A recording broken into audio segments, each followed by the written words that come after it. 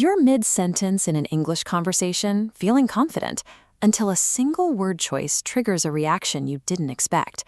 While you might intend to be helpful, the wrong word can instantly flip your tone from polite to aggressive. Most learners are taught that have to covers external obligations, while must covers internal ones. But at an advanced level, that rule is secondary to speaker perspective. It's actually a question of power and authority.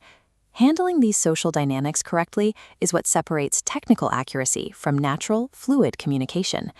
In a professional environment, your choice of modal verb dictates how colleagues perceive your hierarchy and intent. If a manager says, "You must finish this," they are leading with personal authority. It sounds forceful and direct. The speaker isn't just relaying a rule, they are issuing a personal command.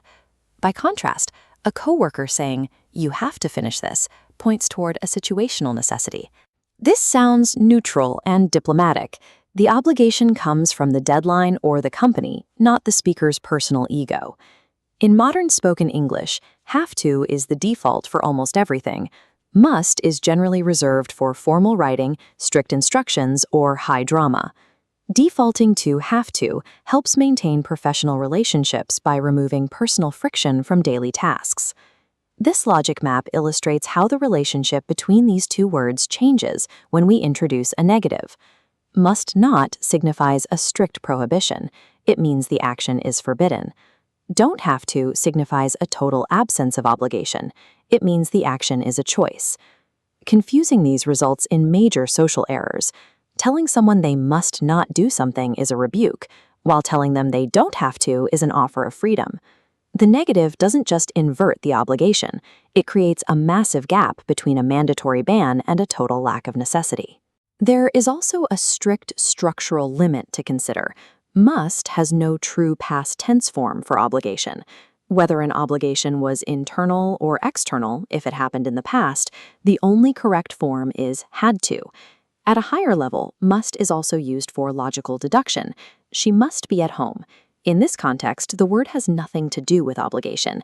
It is used for logical deduction, expressing a high probability based on evidence. This makes must a dual-purpose tool, both a signal of authority and a measure of logical certainty. This obligation gauge maps the four key phrases: must for authority, have to for situational needs, don't have to for freedom, and must not for prohibition. Navigating this spectrum allows you to carefully control the exact level of social pressure you apply to others. Try it yourself. Write one sentence using must and one using have to in the comments, and pay close attention to how the tone of each sentence feels.